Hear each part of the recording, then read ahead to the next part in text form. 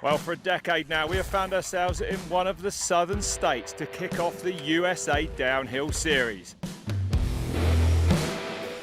Hello and welcome to Windrock Bikepark. We're deep in the Appalachian Mountains, just outside of Knoxville, for the 10th running of the Red Bull Tennessee National. My name's Rob Warner, I'm alongside Elliot Jackson. And Elliot, first time here for me, first time in the South. I'm absolutely loving it. What a place to be. Oh man, get me back to USA Downhill. I haven't been here. I haven't been to a USA Downhill race, a big race, since I was racing, and it's just nothing like the camaraderie here, the scenery, the track. It's just incredible. America, I mean, it's incredible. It's absolutely brilliant, yeah. And of course, we have got, I would say, a phenomenal rider lineup, right? Well, I think just the talent in the US has been making leaps and bounds. I think the big story to me is Gwin. 4th last year, a second off of Jeremy Piron, but this year he's on frameworks, just focusing on being that athlete that we know he can be. At Red Bull Hardline Tasmania, right. I mean, he is on form. So I want to see what he can do, but of course, it's the who's who. Ronan Dunn, Ollie Clark, Dante Silva, national champion, Ryan Pinkerton, we've got Luca Shaw here, so many big names. Too many Americans to mention. One we've got to mention, though, is Dakota Norton, the most successful here, 4 wins at this Red Bull Tennessee National. So he'll be one to keep an eye on. What about the women? Who do we look for there? Well, I think the 2 names that we know and love, Frida Running and Kailey Skelton, the national champion, current national champion. Last year, Aletha Ostgaard just blew everyone's mind. As a 4 junior, seconds, right? Yeah, 4 seconds ahead of Marine Cabarrou. And Massive result. Yeah, and when you do that, especially as a junior, the next year there is a lot more pressure, and she really just wants to back that up. Pressure's on. Yeah, pressure's on. Okay. Well, of course, this is Aaron Gwin's bike park, and as you'd expect, the racetrack is absolutely full on. Is what some of the racers think of it. Well, Cole, I think it's fair to say that you know this track inside out. You built it. Where do you see riders making time? You must know all the intricacies of this place. As you know, it's super dry out there. Everyone's sliding around. Heard a couple broken wheels yesterday. I myself got a flat. Do you think the track's going to break down now? Is it going to start getting looser and dustier, or will it stand up? I mean, it's pretty hard packed. I think you're still gonna have the silt on top, but there's a lot of those like little gravelly baby heads coming out. So you gotta definitely watch out for those on the insides of corners and stuff. Is this about as fast as this place runs? Oh, as fast as it runs. It's honestly a bit scary right now, yeah. You came close last year, less than a second off the win. What does it take to win on this track? Because riding it myself yesterday, it's pretty fast, right? It's pretty open. I would say the overall flow of the track is definitely fast. It's especially when it's dry like this. The dirt here is pretty hard when it's dry. Minus the pedals out of the gate, you could probably do a chainless run here just as fast as you could without. Most races, like finding the edge and not going over it was kind of the key. That's the key of any downhill race, yeah. Anywhere specifically on the track you think, the rock gardens, anywhere that you can make a little bit of time? Yeah, I think the rock gardens for sure. I think you can maybe lose more time than you can make if you mess it up. There's the main line, which is the outside line to the right of the tree, and then you have an inside line to the left where you can kind of go inside and then inside the next corner too. Yeah. It's a little bit trickier because it's harder to get that exit. It's going to be interesting to see what riders choose what. Most of them will choose the outside, but there will be some people going inside. How will you make time up there? Which areas? Anywhere specific? For me, I'd say probably halfway down. I think it's when you go over a bridge and it's kind of like traversey, not flat enough, but fast, but you kind of still want to make sure to carry your speed. I think those parts there to the bottom would be really about carrying speed. All the simple bits actually is kind of where you want to, I suppose, gain time. Yeah. Overall, the track is pretty tough, so you kind of want to be on it the whole way down.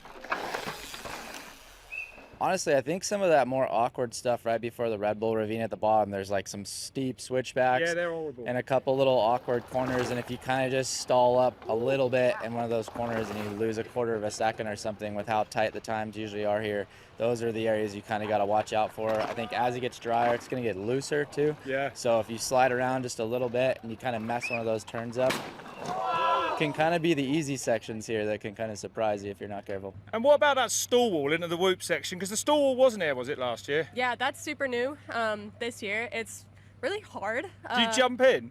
Yeah, that's the main goal, is to carry enough speed through the corners and then jump over it and then land in the whoops. There is an inside that you can do. I've tried it and it's really hard. Aaron made it look really easy, but I don't think it's easy. Pretty big launch into that first whoop, isn't it? It is, for sure. Yeah. And it's steep too and it short. Looks difficult so to get right. Yeah, it's kicky. After that, it's just flat out carrying your speed to the finish line. Yeah, good luck with that. Thank you. The Tennessee National is proudly presented by Dust Moto. We all know the feeling of flow state on a bike. But imagine that same feeling downhill, uphill, on flat ground, and with the power of 42 horses in your hands. The Dust Hightail is the dirt bike for mountain bikers. It's quiet, low maintenance, agile, and above all else, fun. Dust Hightail, coming this summer.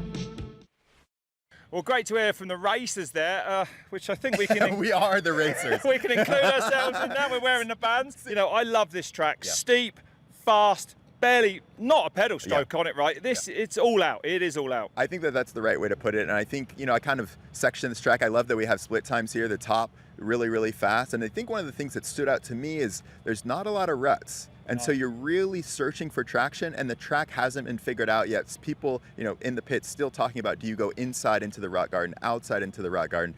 So it's a track that it's good for racing because you can make up time all the way down. Yeah, and there are some outrageous gaps being pulled up there. my It's goodness. phenomenal to Yeah. see. And of course, everyone racing here is trying to get their hands on one of these phenomenal trophies. Last year we had axes. Yes, baby, I won that. That's the sickest trophy I got, I think. Sick axe. This thing is dope. This year we've gone for something slightly safer, a Gibson Les Paul guitar, actually from Nashville, just down the road. Amazing trophy, as used by Jimmy Page. You can play one, right? Not as well as Jimmy.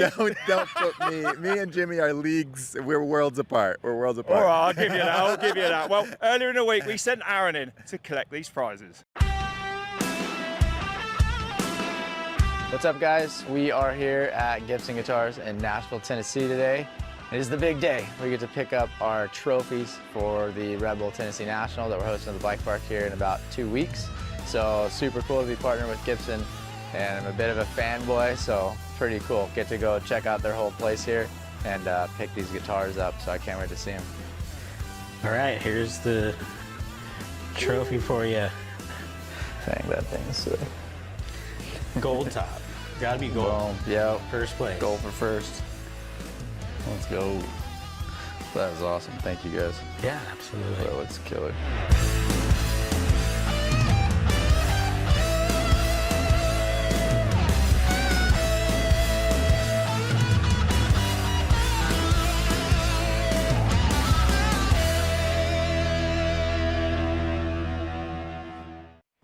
Well, it's race day here now at the Red Bull Tennessee National, and it's been a big couple of days, Elliot, right? 2 days of practice, seeding yesterday. What's been going on the hill? Well, I mean, as you know, last year we had a ton of weather, rained during the race, before race. This week, it's been same conditions. Sun's been out all week. I talked to Ainsley Wolf and Meili Lene just as they were going up for their last practice run.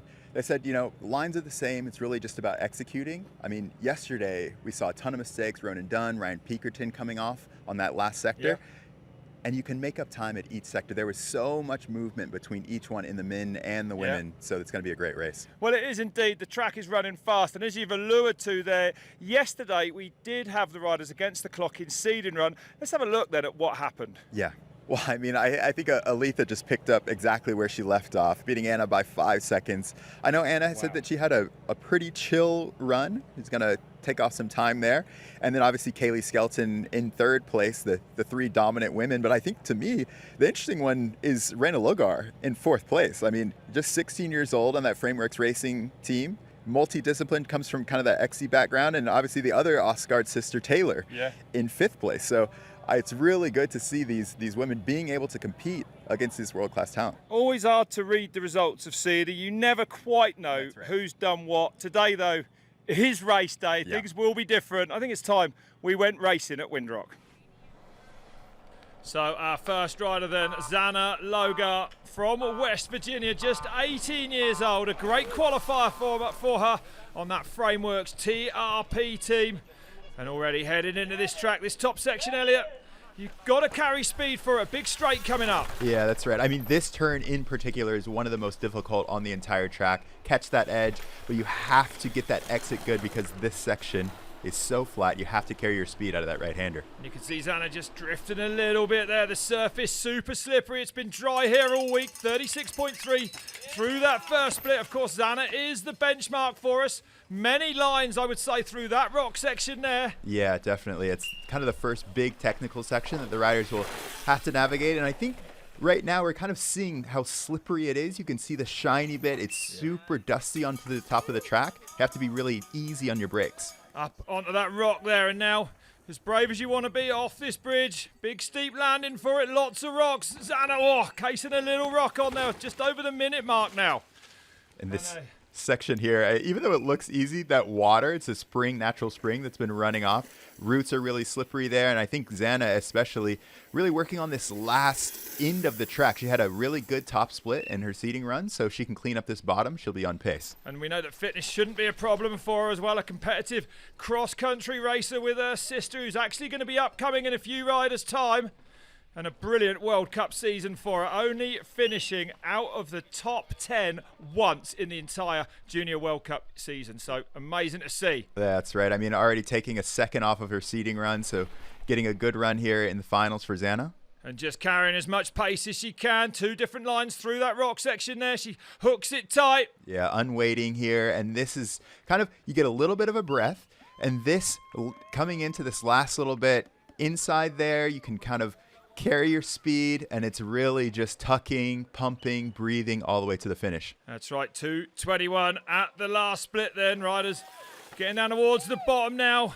Couple of turns. We're going to go into this whoop section now. Are they going to jump in? Yes, she does. Double and then a triple out if you can get it. And it's off the brakes now. High speed run all the way to that finish line. A couple of big drops coming. Get up into this last left-hander over the Red Bull drop. That's it, get some pedal strokes in, so here comes Zanna Logan. She's going to set the benchmark for us. It is a 2:53.54. That's your benchmark. Yeah, great run from Zanna, taking 2 seconds off of her qualifier. And this is that turn that I was talking about. Get your brakes there, really dive into that left-hander before you pop up high. So our next rider then, Aletha Ostgaard from Washington, actually spends a lot of her time here at Windrock Bikepark in Tennessee, knows this place well, and she's the older sister of Aletha, of course, who won here last year. 2 of the sister pairings that we've got in this women's final and carrying great pace up top here. Yeah, and that was what we were talking about with Zanna, getting a little bit wide in that right-hander, so she really had to fight to get it back up high on that right, but so good over the jumps. Actually, Taylor just only 0.05 off of her sister at the bottom. And up by a second at split number 1 as well, carrying great pace through that rock section there. A big hitter on the US Pro Downhill Series. This woman, some big results there. Spends less time overseas than her sister. Incredible corner speed. I mean, the traction that she has, using those hips to kind of get her turn made, using that back end to kind of steer. Really, really nice. You can see why she's so good at this track.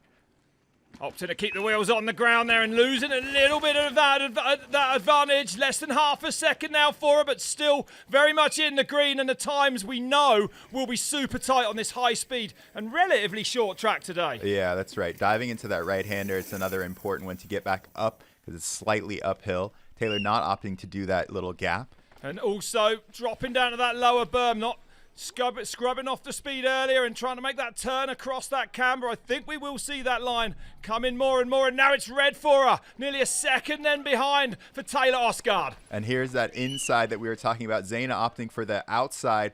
Taylor shaving off a ton of distance with that one. So yeah, it's amazing to see the different line choices up there. Little puff of dust off the back wheel there. The course hasn't been drier than this all week. Hooks it tight into that rock section. Looked absolutely faultless through there. The next split will be interesting. Yeah, I mean, Taylor just so good at carrying speed. Yeah. Almost like her tires are glued to the ground. Yeah, you can absolutely see it pumping where she needs to as well. Yeah, I'm surprised that she's back on the splits. The next one will tell us she's up now then by over a second. So Ostgaard fighting back mid-run here. Heading down towards this difficult whoop section. You've got to get that jump in perfect. She does. And clean out as well. Amazing pace through there. And this is where she shined, making up 2 seconds to everyone except for her sister, Aletha. So expecting her to put some really big time into our current hot seat. Here she comes then up and over that last step up. Keeps it low. Aletha Ostgaard goes fastest by 2 seconds. 2:51.54 now the time to beat. That was such a good run. I mean, incredible to see The track is so slippery, but I didn't see like a slid front tire, slid rear tire. This is that rock garden, so she's going to kind of come up a little bit high, get her braking done, and then dive kind of left, and then set up for this right-hander. As soon as you come off of that rock, you're trying to stay off the brakes as much as you can.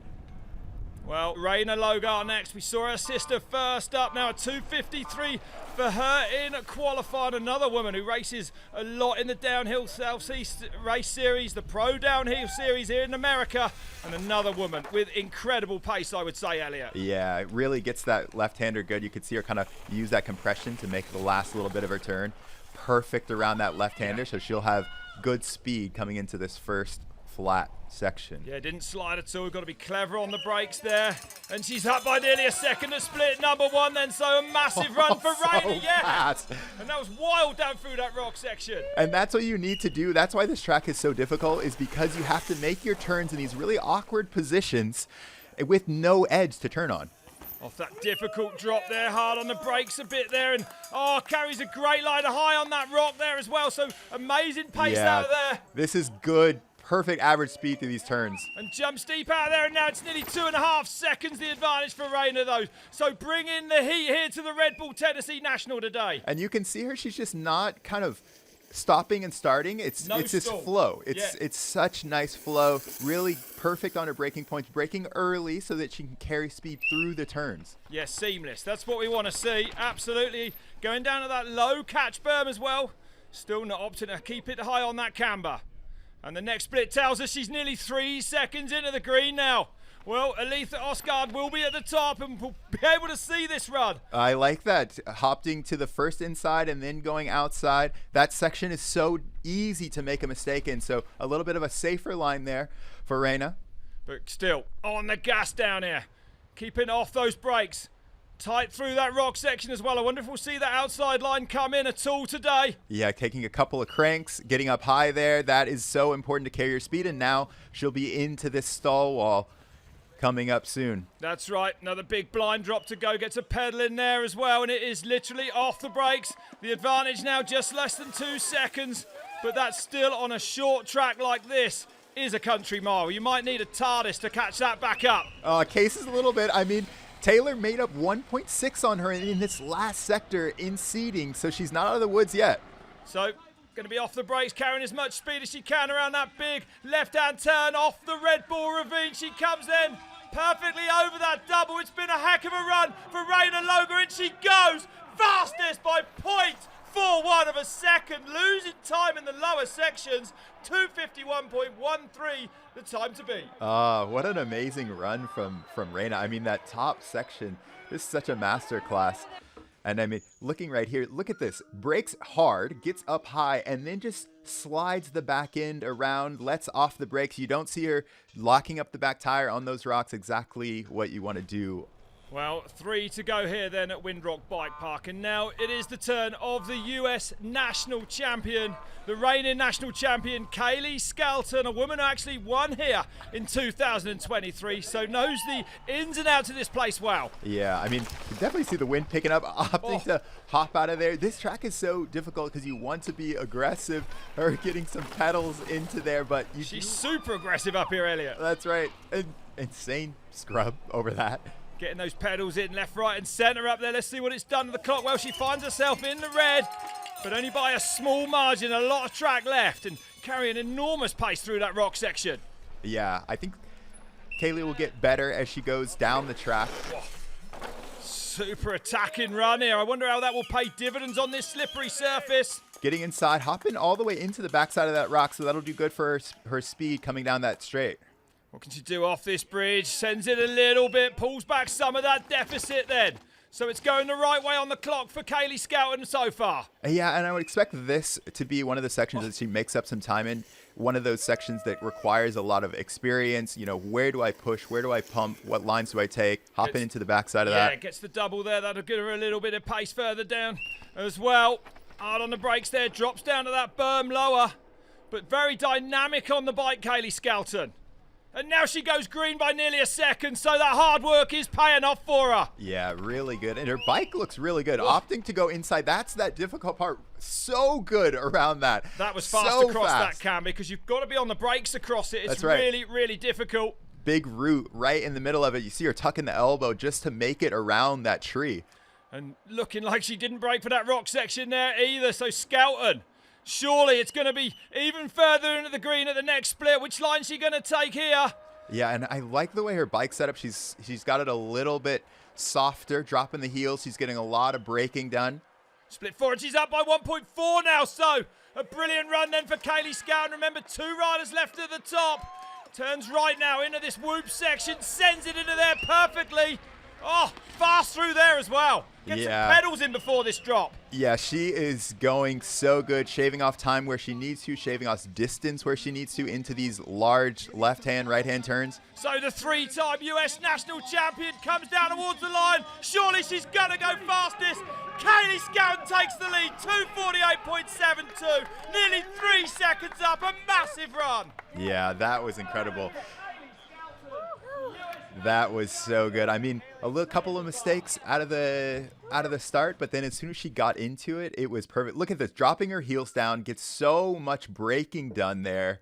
Perfect kind of form into that right-hander, and then she goes out and gets the inside after this little roller. So that was, I think, the section where Kailey really was just on fire. And again, this is another one of those sections, opting to go low, below the rock, rather than up high. And it takes a lot of commitment, right? Like, as soon as you dive into there, you really have to be on it, looking to the exit. Shaving off some track, though. Anna Newkirk next then. From Salt Lake City, actually spends a lot of time in Switzerland on the Frameworks bike. And a woman who finished twice second at World Cup downhill races last year. So there's no arguing with how fast she's going to be. Oh, didn't jump there and got a big kick off that rock. Can you hear? Right, as I said, how good she's going to be. Yeah, I mean, that's one of those ones where she's probably been jumping that all week, but just maybe lost a little bit of concentration there. She would have definitely been jumping it all week. Well, not too much damage done. First time we've seen the inside, and that's going to inside, and that's one of those turns right at the bottom that you have to commit to. So it does shave off distance, but that right-hander into that flatter section is what the crux is. Well, let's see what the next split time will tell us then. It looks super fast and direct for me there. And again, carrying great pace through there up onto that rock as well. Yeah, and you can see that Anna doesn't quite have as much pace around some of these flatter turns. And she's pulling up. It looks like 3 into the red. I'm seeing if there's any air in that. Is it a flat? I feel like something. I think Anna Newkirk has got a puncture, a rear flat. Is it? Yeah. Oh, well, what a shame for Newkirk then. Yeah, I was wondering. I wonder if it was. I wonder if it was the rock right at the top. It possibly could have been. Well, what a shame for her then. Yeah, she was fighting back. Let's see if we can see where that happened, Elliot. Makes sense. Yeah, let's see this. Look at the back tire here. Oh. And maybe picking up a slow puncher there. Yeah, for sure. Yeah, and as soon as that happens, I mean, a lot of people are running the Cush core and things like that now, so you won't see it maybe go all the way. Oh, it's all the way low. Never mind. That's it. So Anna Newkirk pulling off the track. Well, a #1 qualifier, last year's winner by a massive margin, Aletha Ostgaard. Can she do it again? The signs are there that she will. Been riding absolutely brilliantly all week and still unbelievably a junior rider. Hops over there, no problem for Ostgaard. Oh, man. I mean, she got some pedal strokes in right after that, getting a pedal stroke in everywhere. I mean, look at Aletha's bike. She runs a much stiffer bike, so that's going to allow her to carry a ton of speed on these flat sections, but it's so difficult to get traction. And 4 wins in last year's. She's up by 0.37, then a small margin, but it is green for her. And actually winning 4 wins in the Junior World Cup last year on her way to 2nd overall. Oh, I mean, just watching her, every single part of the track she uses, she's pushing down, she's pumping it.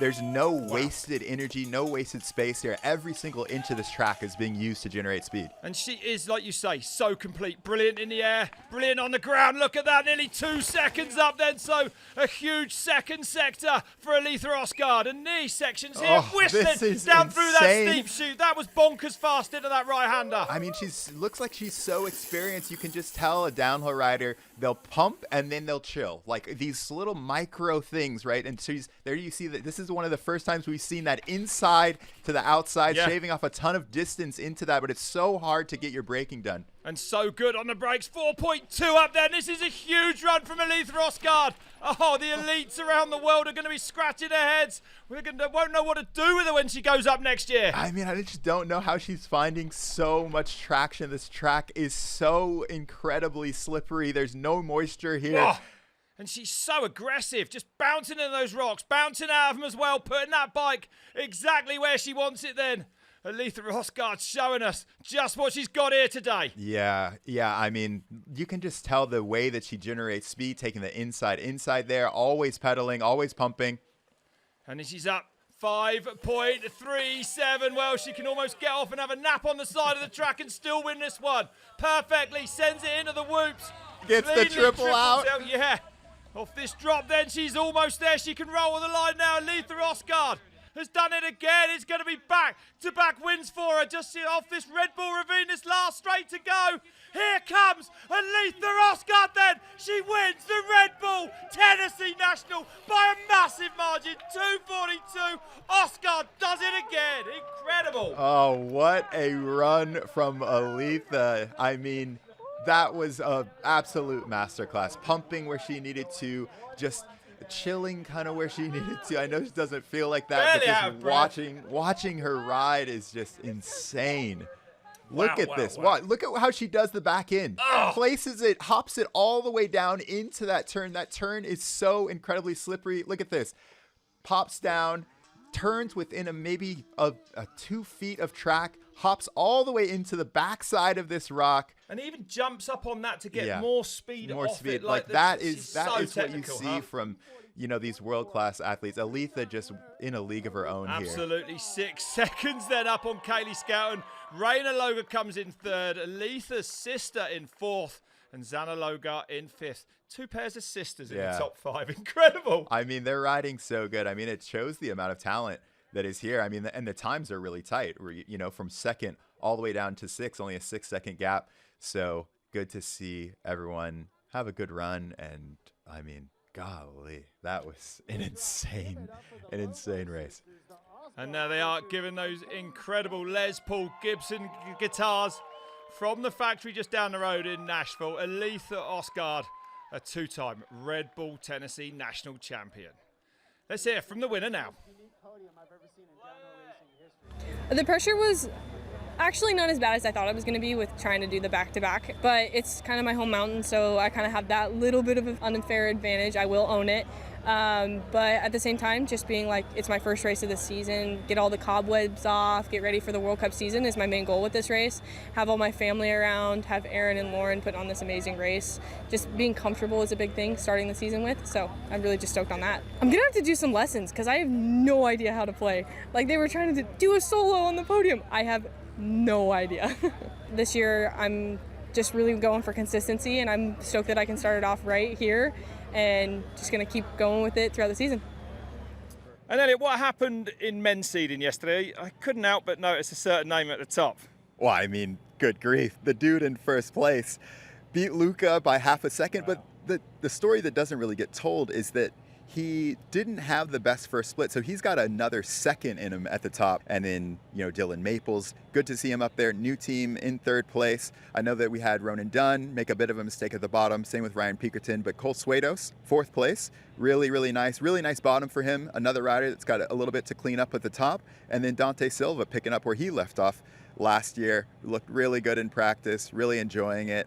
And I think he's ready for a good result here. But I think, again, it's not decided yet. I think the results are going to be shuffled up and we're going to see some big surprises. It is the USA season opener. The Americans are going to want to win this. There's going to be a battle royal here today. That is for sure.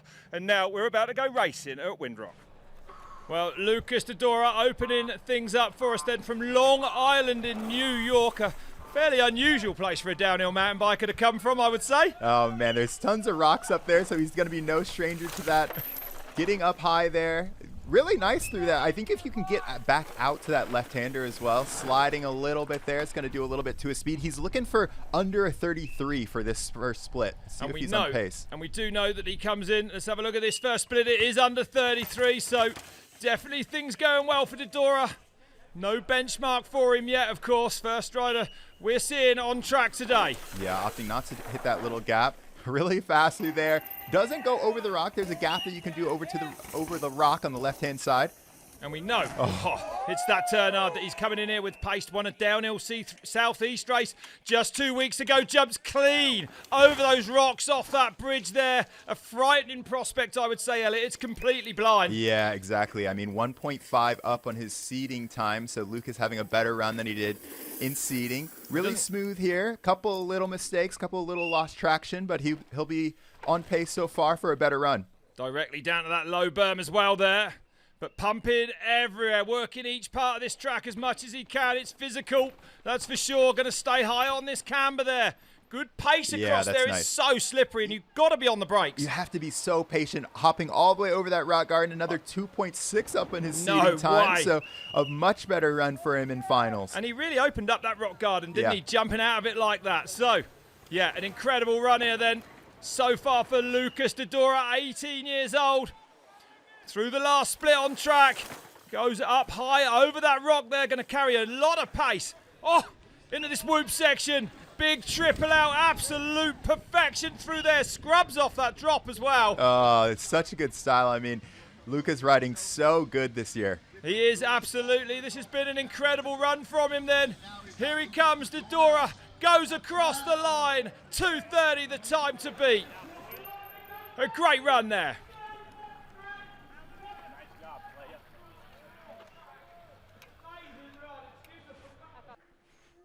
I mean, this is that top section. Gets a pedal stroke out of there.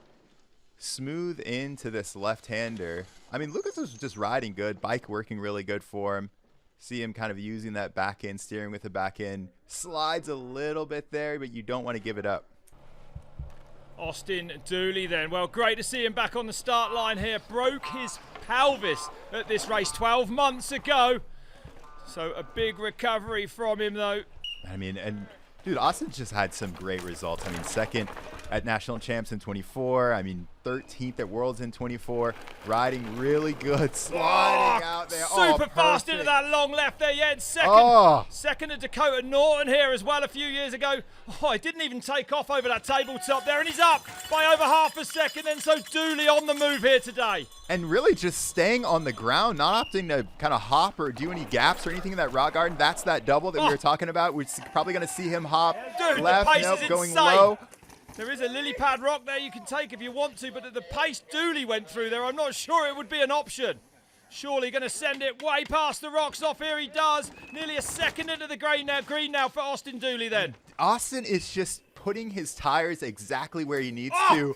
That section, you have to take a ton of risks. He needed to do that because you need to carry speed up and around that left-hander. But watch Austin's tires. You don't see much roost or anything coming off of them. Really perfect on the brakes, not locking the back tire up where he doesn't need to, hopping into these rollers.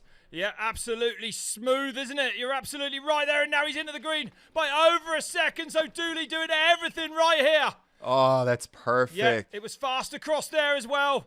That seamless kind of style that we're looking for. You don't see him really stalling that bike anywhere. No, I mean, and Austin's one of those riders where you don't see him kind of squaring off the turns, really rounding out all of these turns, carrying his speed. He knows what to do. The downhill is about the high average speed everywhere. Just letting that momentum, yep. Keeping that average speed up all the way down here. Still over the second into the green then. Sets up high there. Heading down towards these big whoop section, jumps in, a little bit off on the takeoff, manages to hold it, manuals out, super fast for Dooley through there. Yeah, a little bump jump, and this perfect run so far. I mean, this is a masterclass. Haven't seen him do anything wrong then, so Dooley is going to go fastest. Here he comes, perfect up over that last jump. 1.192, 29 to beat. Any time under the 2:30 mark. Will take some beating today. Austin Dooley lays one down at Red Bull Tennessee National. Yeah, I mean, pretty much every sector on the track, a much better time than he had. And this is, gets good brakes, and then he uses the compression actually to finish his braking and then turn up high. But just so micromanaging all of these compressions so well. You saw him kind of hop into that, put his back tire exactly where he needs to. Just using the compressions on the track so well. And you really have to, because or else you can't get traction. Well, this man will be throwing the kitchen sink at it. Nate is on track, the intense factory racing rider from Bakersfield in California.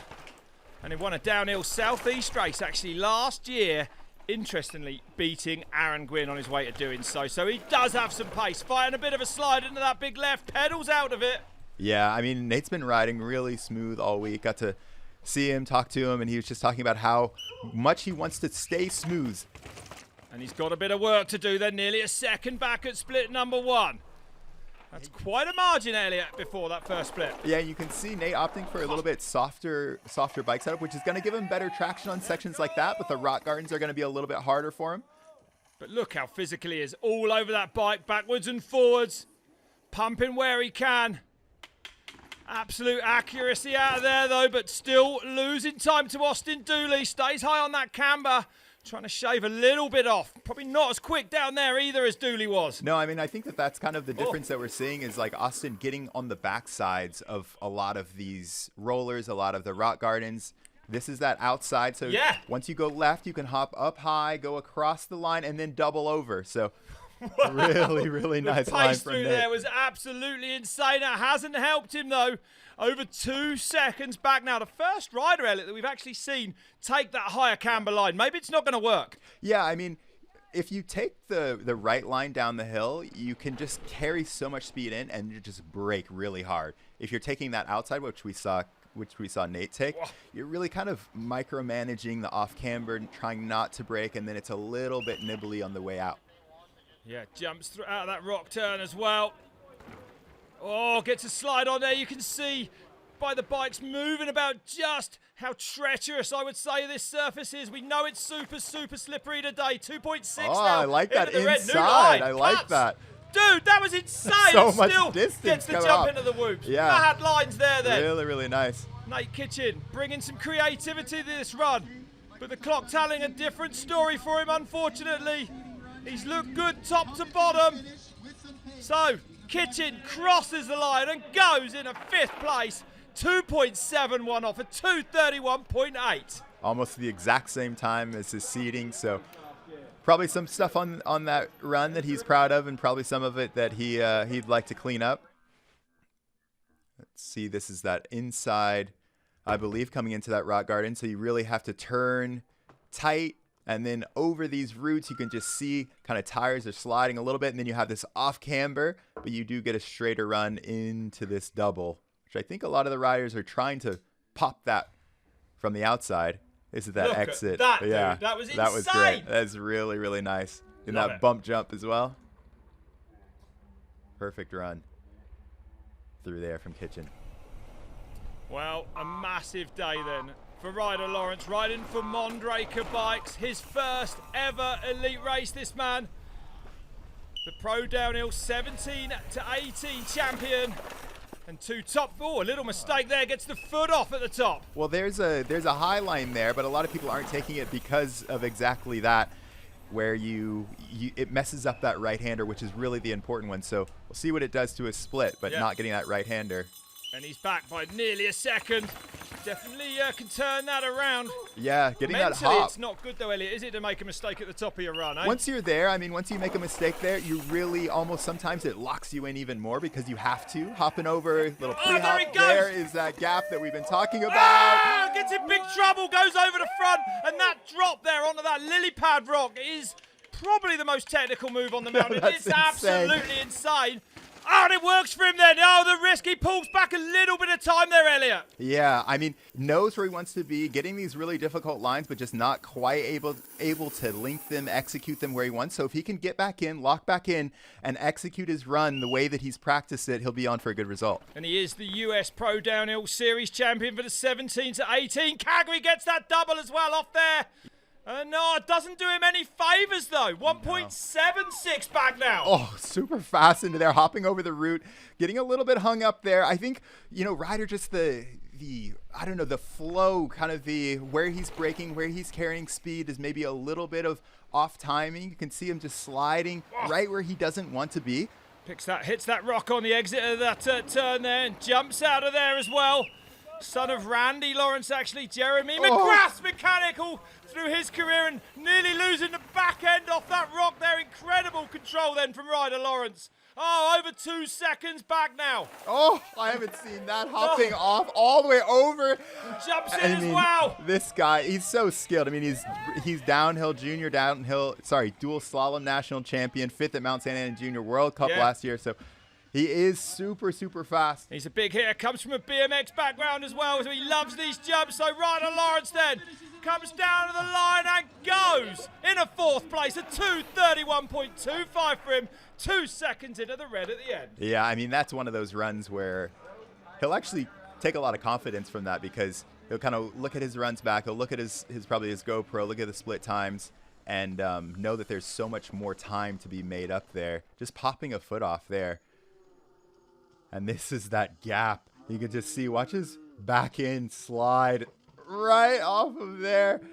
Oh, to hold that in is incredible. So Ryder going to have a good season, I think, this year. And that hop is crazy. I haven't seen anyone else do that. To be able to hop out of there, get on the brakes quick enough, and then into the whoop section. And look at the style he does it with as well. That's so good. So good. Well, from one stylish American to another, Ryan Pinkerton, another Californian.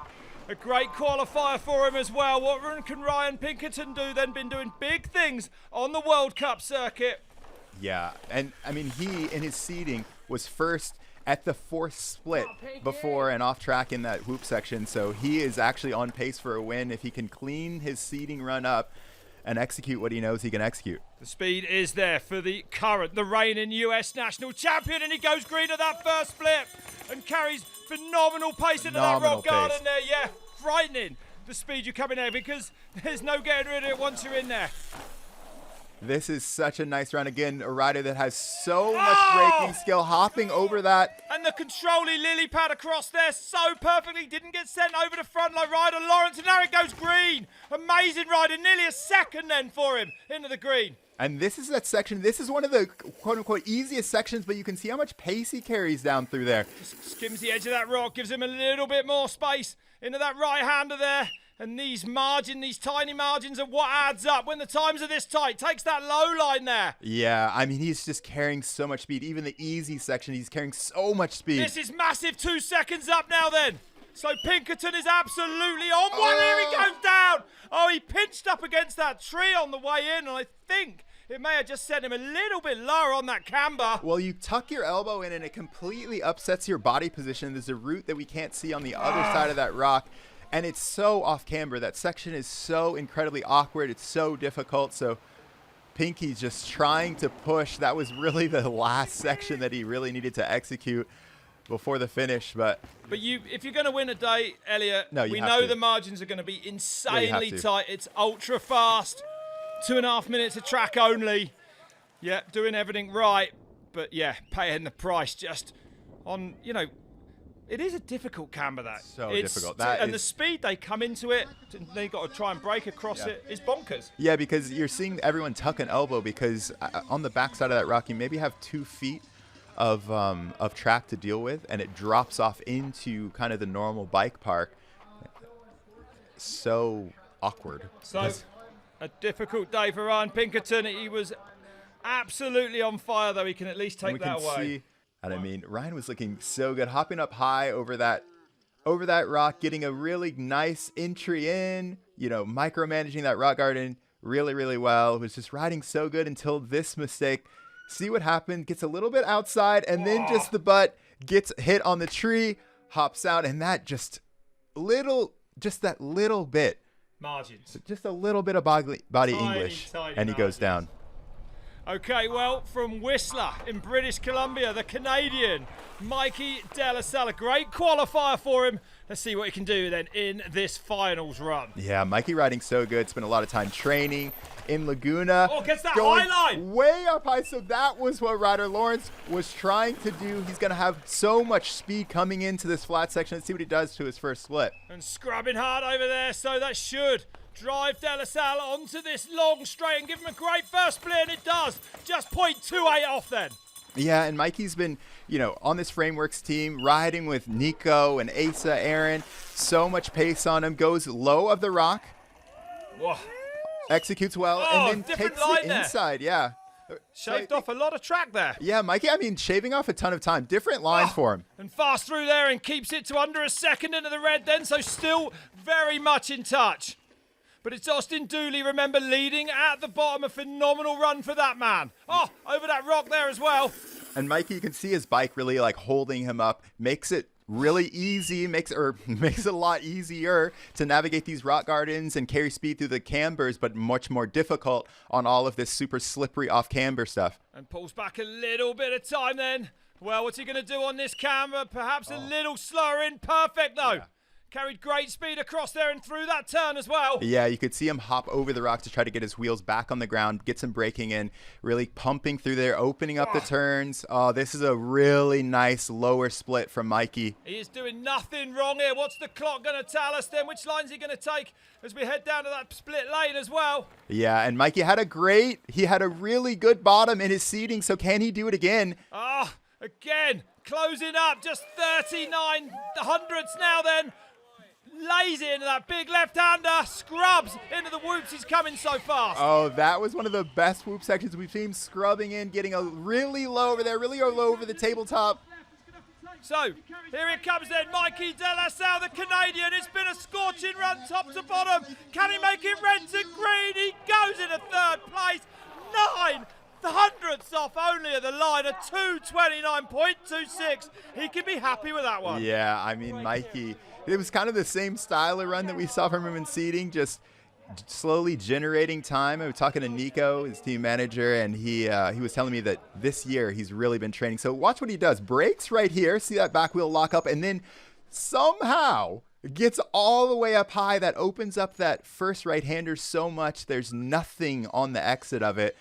And then again, able to get his wheels back on the ground and then pop out in that right. Really, really nice run by Mikey. Okay, well, next up then is Dante Silva. Just 4 riders left to drop after this man from Chula Vista in California on the intense bike. Down he goes! Well, that was short and sweet. No. It is over. And showing us just how slippery that surface is. The front push in there, Elliot. Yeah, not really even a section you kind of think about much, but that's the problem. Yeah, right, exactly. He was probably already, it's one of those things you're already kind of thinking about the next little section. There is a rock garden that you can't see on the back side of that, and so kind of just unweighted, and it's flat there. That really is indicative of the whole track. There's not much to hold you in here, but you have to push into all of this stuff so much. Yeah, real shame for him then. 2024 Pro Downhill Series champion, as we said, doing some big things on the World Cup circuits as well. Yeah, amazing result for him at Lake Placid last year. Only doing one World Cup last year. And now he's keeping him honest on those split times. Yeah. The consistent 12 seconds back. I know. Everything goes through your head where you're just like, do I go? I know I'm not going to win, but then I might as well. I came all the way out here. I might as well put in a good run, see what I was going to be able to do, see where my splits are at, taking that outside. Didn't get the double out. I'm curious which of those two lines is faster, actually. Yeah, I think they're so different. And that really shows the caliber of track that we have here at the Red Bull Tennessee National, that we're seeing the top athletes take different lines. I think by this time, usually you will see a track get figured out, everyone kind of being on the same line, but almost every single rider taking a different line, showing, the kind of personality, what different options they have. It's Aaron Gwin's bike park. Right, it's right. Aaron Gwin's race. Yeah. The track is always going to be something special when that man's involved. And, of course, he is the fastest qualifier. He is yet to drop. He's never won the Red Bull Tennessee National either. There's that inside. I like like that. it. I like it. I would love it if I Yeah, right. could be Yeah, able me to and do you. it even more. It's incredibly difficult. Yeah, that's to what do. I would be on. That's what I would be on. Mad. You would. Yeah. I'll give you that, Elliot. Okay, well, Dante Silva. It's been a good run, actually, right on the pace. Unfortunately, that crash at the top, seeing him cross the line, 13.6 into the red. A day Dante would rather forget, I think. Yeah, that'll be give him some confidence going into next weekend. Let's see what happens here. Just totally, I think maybe just slightly outside of the main line. Maybe got into some of the little gravel baby heads, and you just immediately lose traction. Dante getting back going, and he'll be racing again soon. Well, Cole Suetos from Tennessee now, residing here, working on this bike park as well a lot, so he knows this track well. And I expect an all-out run from this man. Yeah, I mean, Cole, one of the track builders here. I mean, and he's done so well over the years at the Nationals, at the World Cups. I mean, he is such a strong rider, perfect kind of body position, that box position on the bike. And what's he done at split number one then? Well, nearly a second off, but still in touch. A lot of track between here and the finish line for him. Yeah, on that Zanoni factory racing. Let's see what he can do through this. Does he opt for the gap? Doesn't. Goes low, but that was really nice, using that to kind of allow him to get the traction that he needs to go back up high, going a little bit further inside in the rock garden. And to lily pad that rock comes with enormous risk. He has lost a little bit of time there, though. Over the second mark now then for Suetos. Oh. And you don't see Cole kind of pedaling everywhere. You're really using the terrain to generate speed. You can kind of see him going forward to back on the bike, pumping where he needs to, keeping a lot of traction, not really messing up too much, getting that pop. Yeah, gets that high line and that double out, and it does pull him some time back then. So just over half a second off now. He's back in contention here, Elliot. Inside there, but somehow keeping a ton of speed, just stands up tall, making himself thin. Inside, huh? Gets a good few hard pedal strokes there as well. Yeah, this is one of those riders that doesn't look like he's really super aggressive, but he is going so fast. Dude, he is absolutely on the move. Austin Dooley will be sweating watching this one. Precise and perfect off that rock as well. Getting better and better as he goes down the track. I totally agree with you. And the next split, a little bit more time towards Austin Dooley. Oh, so good around that left. Doesn't get hung up. It's so difficult. That left is so flat. Clean through the whoop section. So now it's just off the brakes. Let it roll all the way down. Trying to scrub hard off this Red Bull ravine. The top speed of these guys. Here he comes then. It's been a magnificent run from Cole Suetos. Is he going to be first, second? Where's he going to go? He goes into second place. 4 thousandths off only. Insane margin. 229.18. Dooley over to congratulate him. It doesn't get any closer than that. That was incredible. I mean, I feel like it was so much of it was that left-hander before the whoops. That was crazy good. I mean, Cole using every inch of the track. You see him coming into these turns really high, exiting high, using every kind of compression to get pumped. Watch as he comes down here, makes his turn up high, pumps, hops in to the very right of that rock. You don't see him come off that tall part of the diving board. So Cole really knows this track super well and using it to his advantage. Well, a big day for this man then. One of the first times out for the Pivot Factory Racing team, Dylan Maples on track. And a man who can. Brilliant World Cup results for him last year. Taking a 4th in Val di Sole, one of the fiercest World Cup races there is. Yeah, that was amazing, that first little straight. That's exactly what we want to see. Low, high, kind of a little bit of slide in that left-hander, but Dylan talking about how precise this bike is. And less than half a second off, so taking it to Dooley then. He's absolutely on fire here. The margin's tiny here on this track today. Yeah, and it does take a long time to get used to a new bike. Let's see what he does. A lot of people opting for that low line there. It allows you to get up high, a little bit of better entry into the rock section. Split 2 coming up then. Loses a little bit of time there. Still in touch, I would say, though. Yeah, I mean, Austin had a crazy good rock section. We just saw him. It made it look so smooth.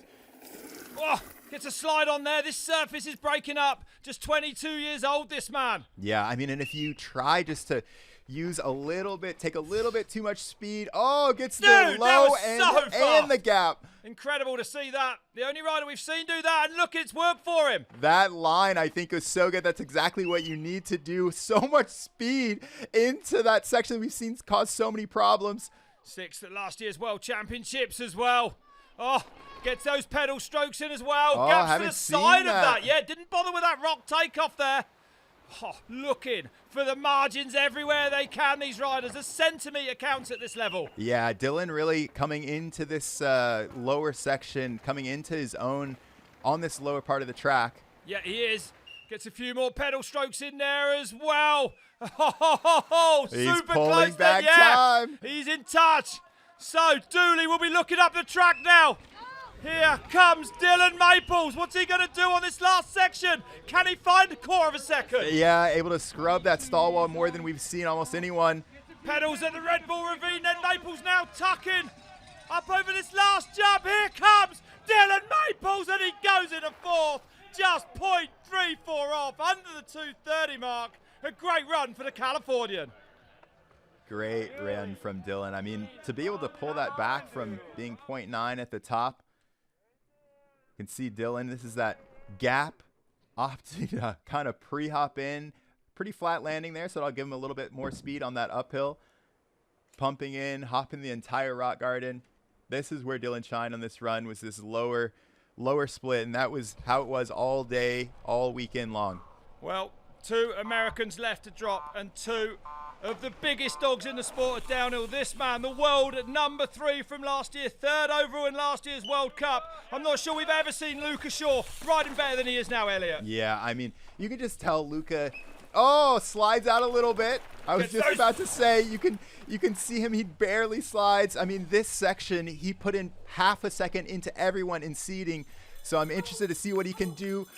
Yeah, and look at that. Still, even with that mistake, only 0.07 down. 700s. He really pedaled hard to get back up to pace then.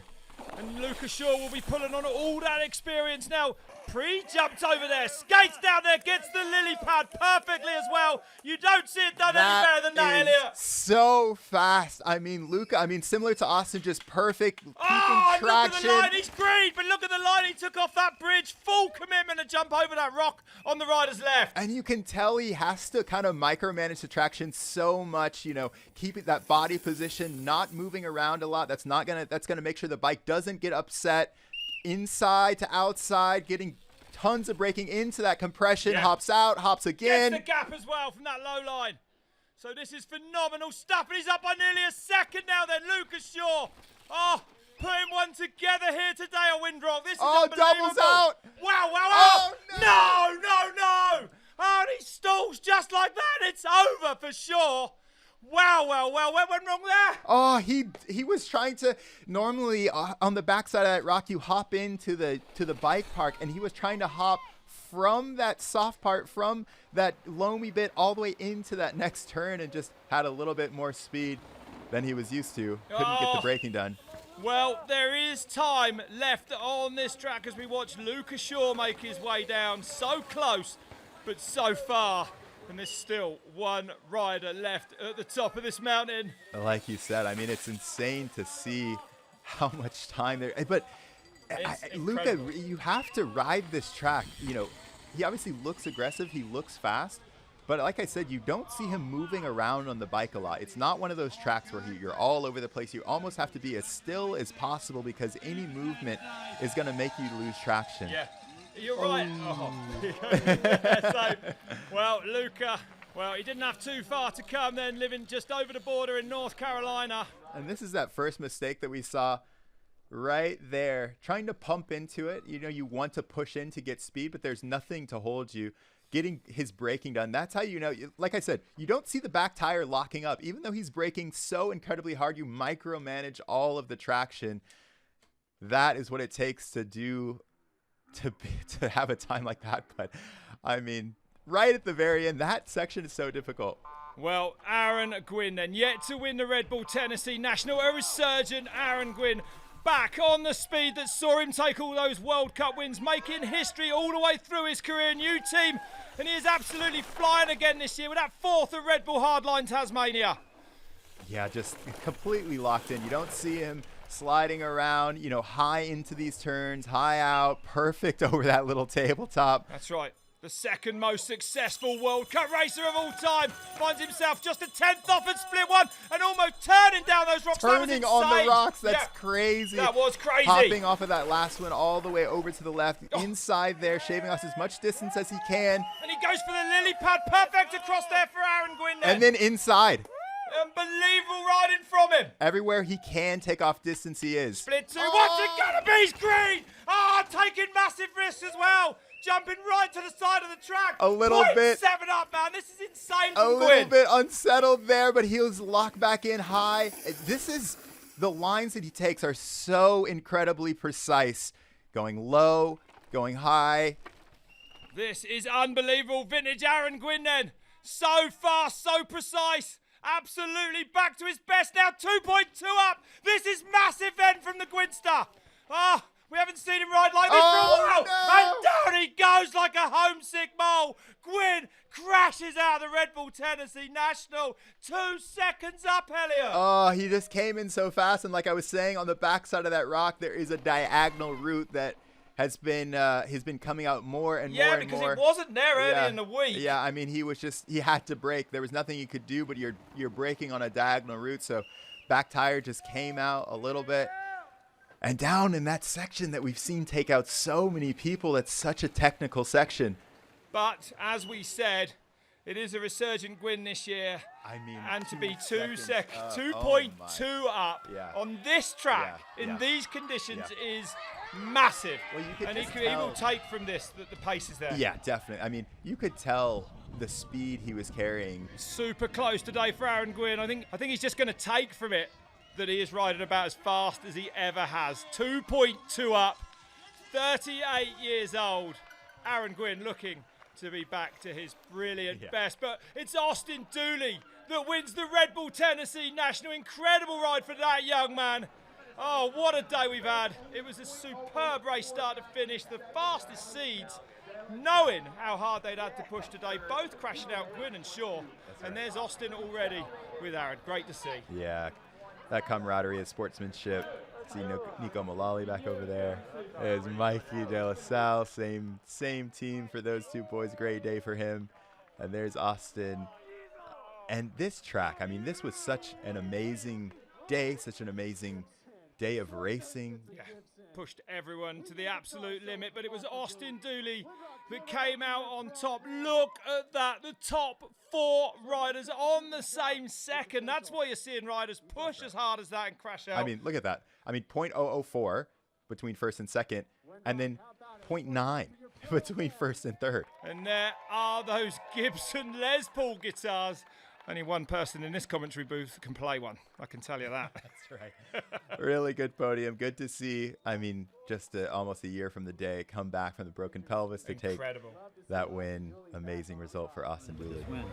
Oh, I feel insane with the win. I didn't expect it. There's a lot of heavy hitters, and I know I'm riding well, but I don't know exactly how well I'm riding. I had not the greatest results last year, but I had a good winter training here and riding here all the time with this being my home mountain. I felt good on track and was ready to lay one down today, which is what I did. I've never even touched the guitar. I don't know how to play a thing, but I got a sick guitar now, so maybe I should try. I don't know. Might have to. Oh, it's for sure a big boost of confidence. After last year, and I feel like I was kind of lacking some confidence, like hard to believe in myself sometimes, so to come away with a result like this definitely ups the confidence, and it's early on in the season, so excited to keep trying to build and keep building the speed up for the races later in the year. Well, an absolutely massive day for Austin Dooley there. I mean, an absolutely massive performance. Yeah. What's he just done? Well, I mean, to come here after last year where broken pelvis, getting carted off almost a year to the day, come back and win this race. And this race is no joke. You're in rarefied air winning this race. the margins today were incredible. 0.004 in front of second place Cole Suetos, and then 0.1, less than 0.1 ahead of Mikey Delesalle as well. Absolutely unbelievable. And no doubt, you know, I spoke to him afterwards. He said the run, it was so fast. It was scary fast. And we saw that with Aaron Gwin. I mean, he was 2 seconds up when he went down, as well as Luca Shaw, you know, the number 1 and 2 seeds, both crashing out. Difficult to win this race. Oh, it's just, you really had to be on the edge. There was nobody that had a really fast run that said, oh, that was smooth. It's a gnarly track. It was super skiddy, super pebbly, no traction to be had. Fast, you had to push hard, Yeah. which is exactly what Aletha Ostgaard did in the women's. Back-to-back wins for her. Yeah.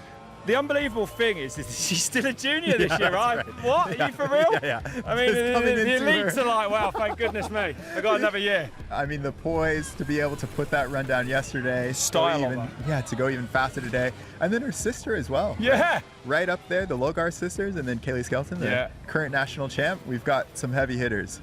It's been an incredible weekend. I've loved it. It's brilliant to see the sport of downhill doing so well, so healthy here in the USA. Right. Massive entries. Elliot, I want to thank you. It's been brilliant fun, and I want to thank everyone at home for watching as well. And we'll see you next year from the Red Bull Tennessee National.